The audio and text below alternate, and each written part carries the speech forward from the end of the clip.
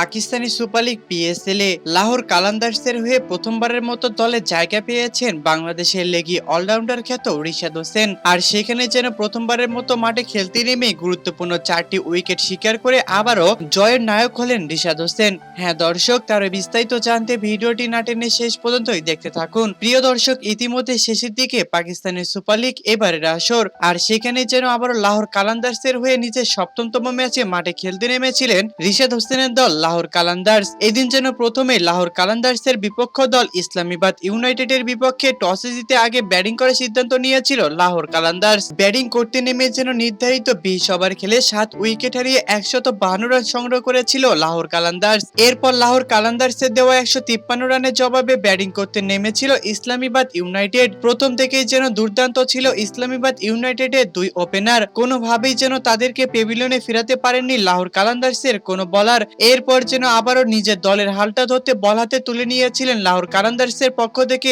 রিশাদ হোসেন। এরপর প্রথম ওভার করতে এসে যেন গুরুত্বপূর্ণ 4টি উইকেট শিকার করে এদিন যেন জয়ের নায়ক হলেন রিশাদ হোসেন। এবং অপরদিকে রিশাদ হোসেনের এমন দুর্দান্ত বোলিং এর তাণ্ডব দেখে বেশ রীতিমতোই অবাক ছিল গ্যালারিতে বসে থাকা সকল সুন্দরী নারী ভক্ত সমর্থকরা। তো দর্শক, প্রথমবারের মতো পাকিস্তানি সুপার লিগ লাহোর কালান্দার্সের হয়ে দলে জায়গা পাওয়ার পর রিশাদ হোসেনের এমন দুর্দান্ত বোলিং এর তাণ্ডব আপনাদের কাছে কেমন লেগেছে তা অবশ্যই আমাদেরকে কমেন্ট করে জানাতে একদমই ভুলবেন না। ধন্যবাদ।